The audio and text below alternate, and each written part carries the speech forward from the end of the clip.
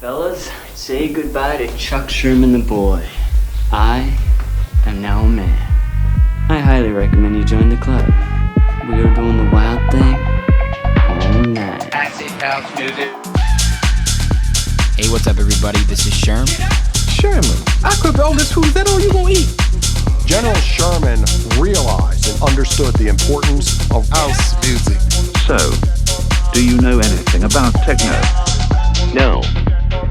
Listen. Get it on. Hey, what's up, everybody? Welcome back to another brand new episode of Sherm In The Booth. I'm, of course, your host, Sherm. Today is Thursday, August 22nd, 2019. Guys, this is episode 75075 in the booth, and we're back with our fourth episode in a row, recorded live from Serenity Bass Fest. Next up, we've got Joe Falduto, Chicago's own. I absolutely love this guy. He is an amazing DJ, awesome dude, very supportive in the scene here, and he's also getting in the production game as well. This was a really fun interview too. We talked about a ton of different things. Joe's got a lot of various experience here in the scene, whether it be behind the scenes or in front of the decks. Like I said, I got a lot of respect for this guy, and I have no doubt he's got a bright future ahead. Make sure you guys stick around the interview as well for his guest mix afterwards. Joe, thanks again for making some time to come on. I'm super pumped about this. Let's get into it right now, episode 75 with Joe Falduto.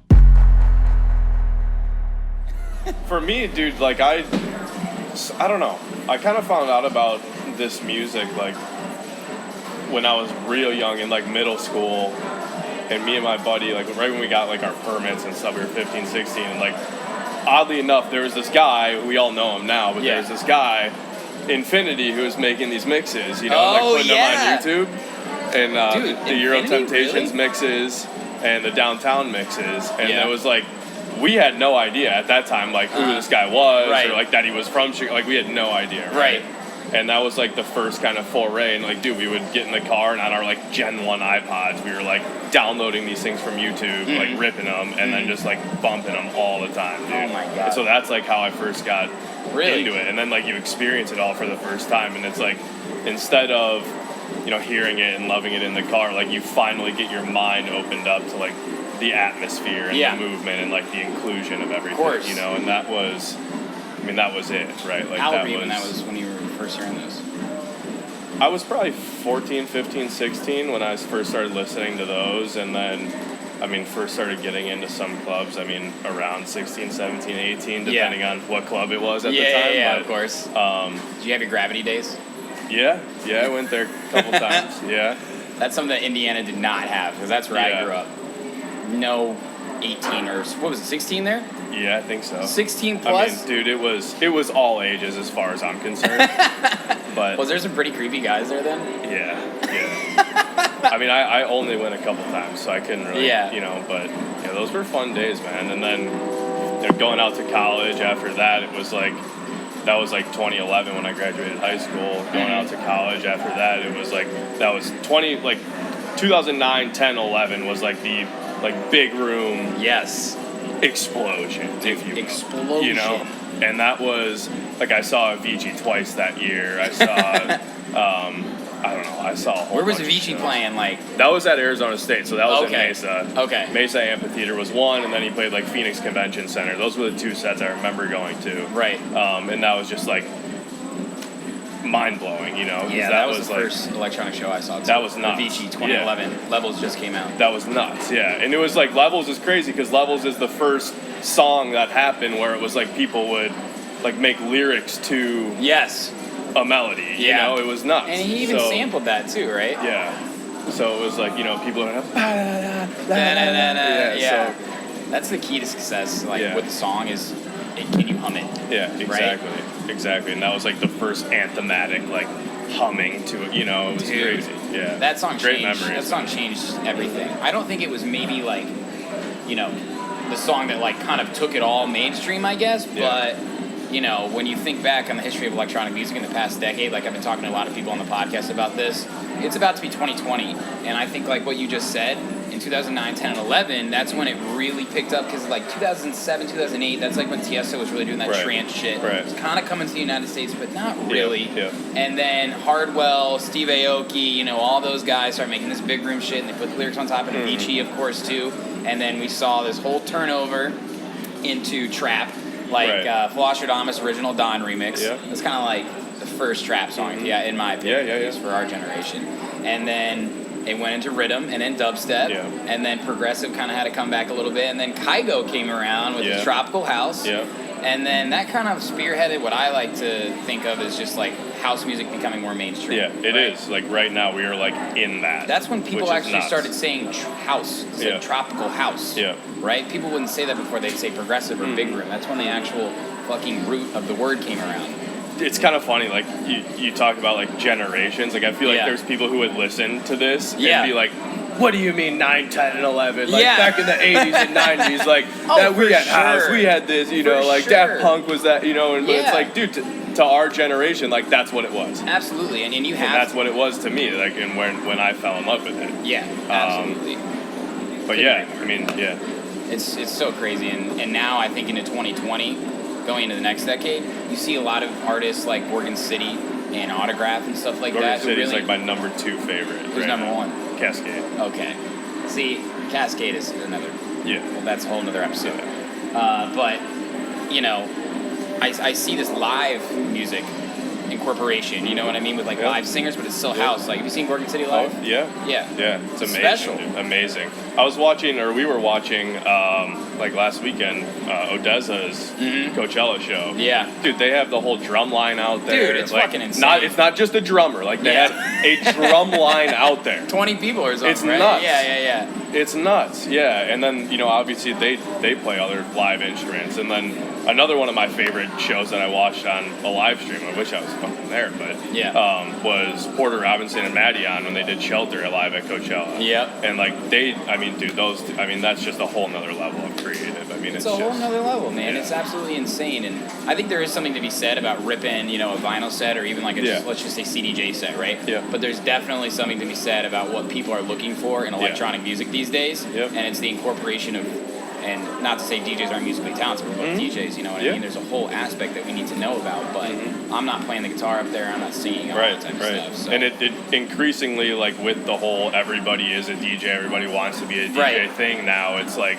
and it's so easy to get access to being a DJ now. Dude, it's insane, compared to, like, what it used to be. You can just get an XCJ for, like, $1,100. Dude, Pioneer comes out with, like, things for $200. I know, you don't even have to get the top of the line to learn how to DJ. No, not at all. That's like, I'm an idiot for the way I did it. Was, dude, my first show that I played in Chicago was when RV. So we'll get into the whole thing, but RV booked me to play Happy's for the first time, and it was like the first time because I played several shows, but a few shows when I was in Arizona, and those were all on my like Tractor S5 controller, right? And it's not that like I totally understood like phrasing and all this stuff. Like I totally knew how to DJ, you know, but I was not comfortable playing on CDJs. And RV was like, "Dude, go fuck yourself. Like you're not playing." Sounds like RV, yeah. And so literally, I remember this. I had a trip for work, like in finance. I had a trip to St. Louis, and that same weekend I went and I bought online, but I had to get them like overnighted too. And I literally bought like 2 XCJ 1000 MK2s and then a DJM 450, and it was like, because to me that like I didn't even think about like another controller. Like another controller was like what I had. What year was this? You know, this is probably 4 years ago. 4 years ago or so. Yeah. And I didn't even think about like looking at like an XDJ like whatever controller, you know, because it was like, dude, like that's the same thing I have. That's not what they have in the club. I need what the club has so I can learn it. Right. And I literally got this stuff delivered, and I drove to St. Louis, did my like whole thing out there, and in my hotel room I had a whole setup with like my monitors, and I'm literally sitting there like teaching myself like how to use these things and how to beat match and how to like do all this stuff, you know, and like watching YouTube videos. And it's like, well, you can like, you know, you can do the nudge thing. You can actually like just use the pitch faders. You can do whatever. And so I'm learning like all these different ways. And like, you know, finally like the very next weekend I got back, I played Happy's for the first time, and like it all went well. And like I taught myself. But point being, like I was an idiot for spending like $3+ grand on all that stuff when I could have just gotten a simple controller for like $1,000. Yeah, I have all of my equipment. I'm happy I have it. Like it wasn't a mistake. You know, like the way I looked at it, it was an investment in myself. Right. And it was all going to pay itself off. And like it's another, like, not that you need any extra motivation, but it's another thing to, like, keep you going. You know what I mean? I think it says a lot about you, though. I mean, you're willing to go through all those steps. Yeah. I mean, in the beginning, man, every gig is like Tomorrowland does, right? Yeah, dude. Like it really is. It's funny how that happens. It's true. Like my first gig, I don't think I've ever prepared so much, and I still think it was one of my best sets I've ever played. It was for 25 people from 10 to 10:45 in Bloomington, Indiana. Yeah. You know. Yeah. And it might have been 9 to 9:45. Yeah. And I was so excited about it, and I prepared so much, and I spent like weeks, like getting my set, like getting the hot cues going, all that shit. Yeah. And then eventually, I was lucky enough to have access to CDJs, so I learned on those. And I've been using CDJs ever since. Yeah, no, same. Yeah, but yeah, the whole thing is crazy. Right? I know. I mean, I was talking to, I can't remember, it was actually this guy we were just talking about, Roman from the Cerise Rooftop. Yeah. We were talking about, I was like, you got your USB on you? And he's like, yeah, but let me tell you about fucking 15 years ago, man. You had to have records. Oh, yeah. And you bring the fucking records with you. I can't even dude, it went from, like, the records, and then, like, you see some videos from, like, way back when, well, I guess I gotta be careful way back when, but the 1940s. the last generation of DJing where they would have, and like I think some wedding guys even still do this, but they would literally have just discs, like pages and pages of discs that they would just pull out and, like, you know, would burn CDs and plug them in. But yeah, I don't know, man. I mean, I guess I could do it, but I'm happy I don't have to. Amen to that. So was your first gig in Arizona then? It was, yeah. It was at a place called School of Rock. Nice. Yeah, it was, and they have kind of like a main bigger room, then this side lounge that, like, I don't even know what music they usually had there, but it certainly wasn't house, and it was like, ironically, the guy that owns the place, he's from Barrington, Illinois, which is where I'm from. We didn't know that, but we just, you know, tried to set something up for one time when I went out there.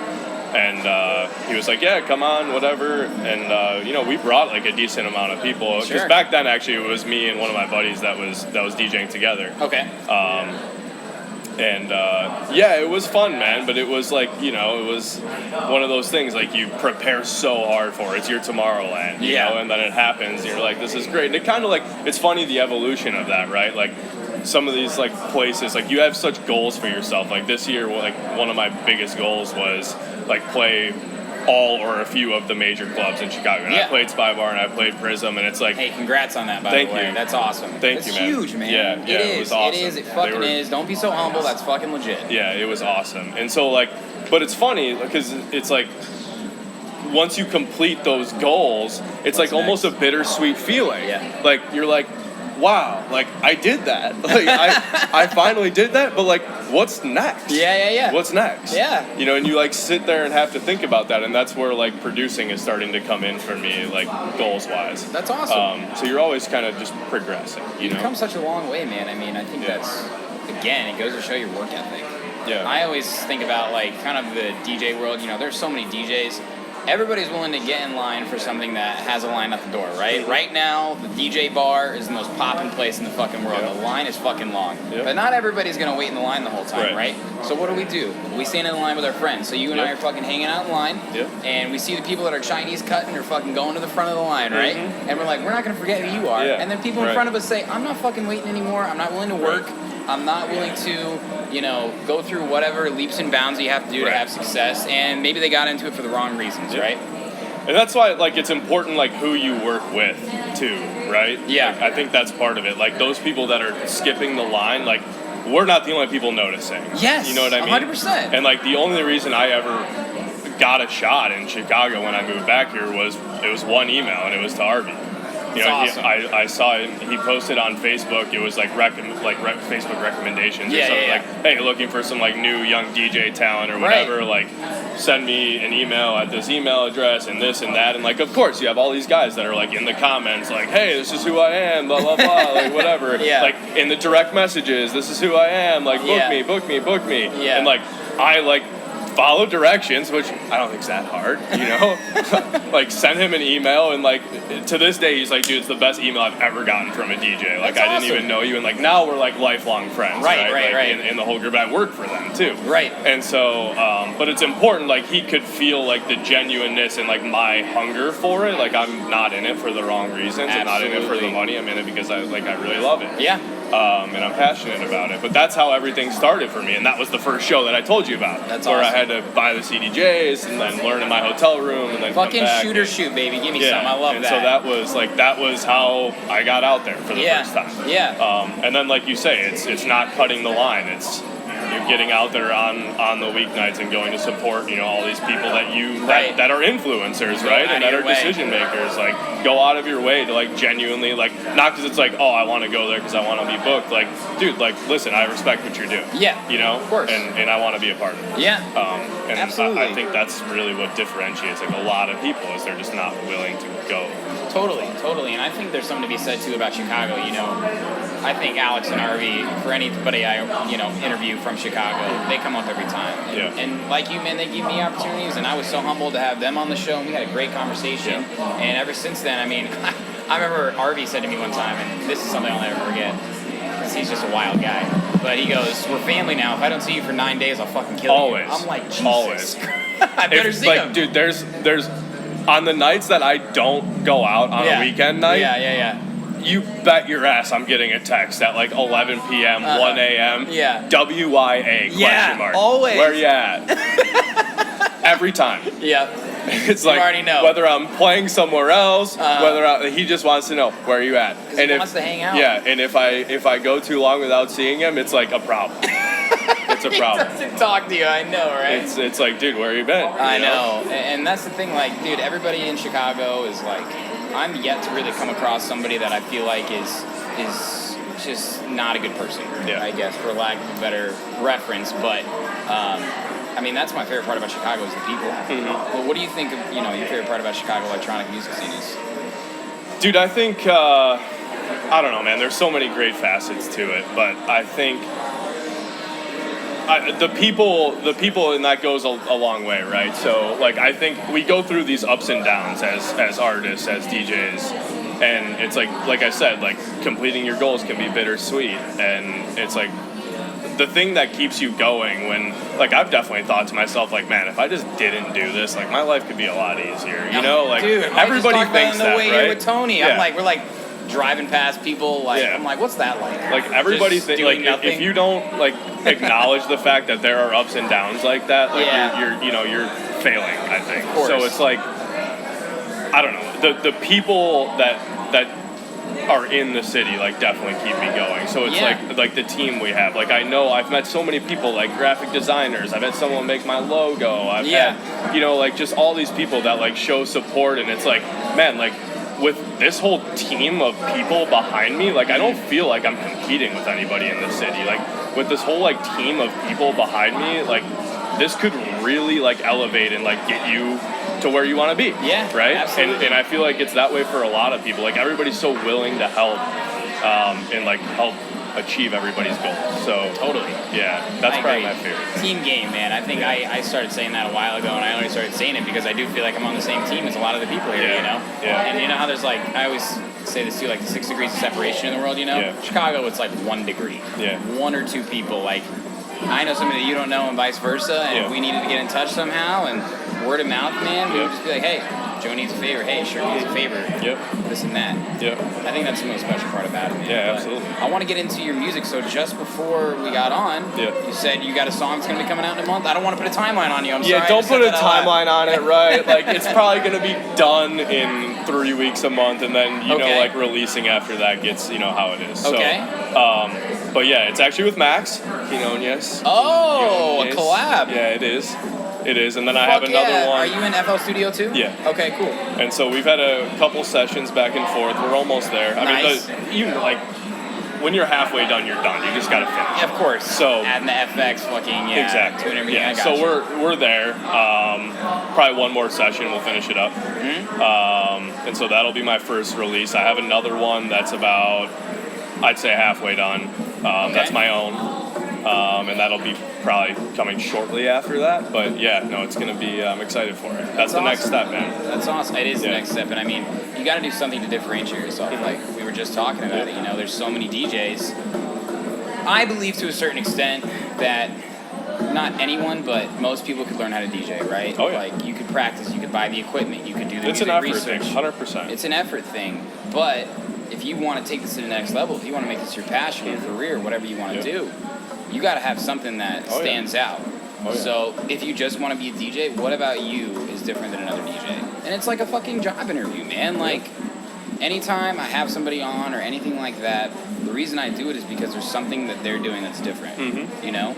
Like you hustle, man. You're booking, you're DJing, you're supporting, you're producing. Do you have a full-time job too? Yeah. Tough. It is tough. It could be a grind. Yeah, it could be a grind, but it's like, you know, and like I said, that's where the ups and downs go, and where like the complexity of your life can be so much simpler. But it's like, dude, how could I forgive myself if I just like gave up my passion like that? You know, you couldn't. Why? So you get a few more hours of sleep. Yeah, exactly. I'd rather just like completely fail at it than fucking give up. Dude, you know, like that's just not my DNA. So absolutely, you don't want to be sitting in your rocking chair Which, down the road and failing at it's not really in my mind either. But rather, if I had to pick one, you do have to make mistakes. Oh yeah, I've made plenty, right? We've all pressed the fucking play button on the wrong side.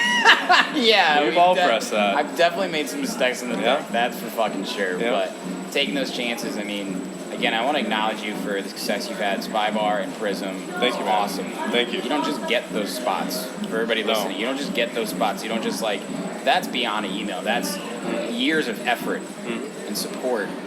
And at the end of the day, being you, right? Yeah, exactly. I don't know who you got it through, but it doesn't matter because whoever gave it to you saw that you're a good DJ, that you do all those things, and that's great. It's been, I'm very, very fortunate and humbled to have had that, those opportunities. And then, like I said, it's, you know, where do you go from there? You know, but I think it's just like, dude, you don't, one thing I definitely try to not do, if you will, is like get involved in like the industry drama or involve myself with like all this other stuff. Like I feel like you can get involved. It's easy to get involved. I feel like people like shoot themselves in the foot all the time because they're and it's hard, right? You're going out all the time and you're with a lot of people and there's like stuff that happens, right? And it's like but so many people I feel like just bark down the wrong tree or shoot themselves in the foot somehow for just getting involved with stuff they don't need to. You know, just be a good, genuine person. Go out, hang out, make friends. You know, and then, you know, if you're a good DJ, we have a ton of good DJs in this city. Like, you're gonna get opportunity. Like, you know, you will. I don't know. You got to stick around. I just really think it's, you know, being responsible, being punctual, and you know, having enough ability to play, really. Take note, people, being punctual. Yeah, I mean, just be on time.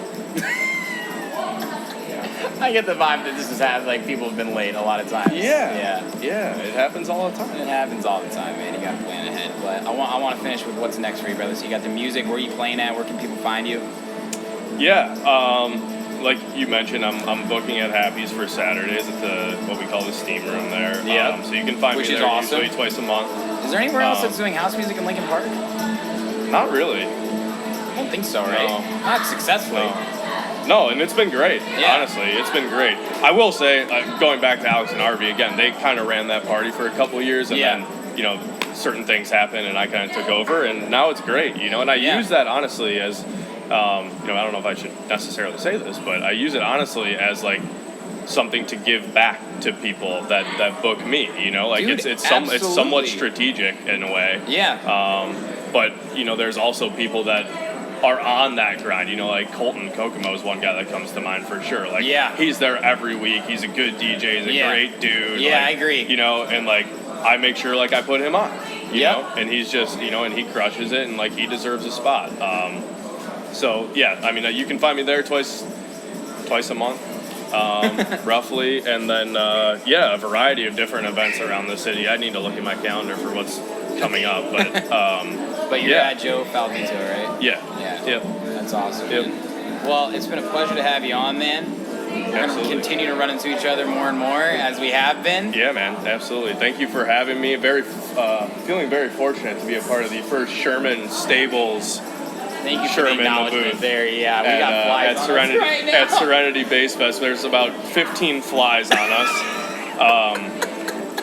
And there you can probably hear some background music. So Yeah. I hope you can hear us okay. But hey, thank you for having me, man. This is Ultra Seriously, Music this has Festival been, to me. dude. I've been following this show for, a year now, probably. Yeah. How long have you had the show? I'll be 3 years next month. Yeah, I think I've been on it for a couple years then, probably. Yeah. I just appreciate the listening. support, man. Dude, it's awesome just learning about everybody, honestly. It is. It's or haven't really met. great. It's great for me, like, because I get to spend one-on-one time with people that you usually don't get to. Or if you do, it's in the fucking club, in the booth. Yeah. You know? No, I totally. Right. Where it's loud, you can't really talk. You're not having a conversation. You're just lying to yourself, you know? Yeah. That's it's like, awesome, hey, man, man. let's take a shot together. That's your conversation, you know? Like, Hey, let's take a shot. Yeah. I mean, literally, I feel like everywhere you know. go, it's like, oh, you want a shot? You know? Yeah, let's do a shot. I know. But those are the things that we remember, too. Yeah. Funny No, part. I mean, dude, And not it's, remember. that's part of what makes the grind great. So, Fuck yeah, bro. appreciate Hey, it, man. you're the Thank you for man. having me, dude. Absolutely, Thank you. Appreciate brother. it.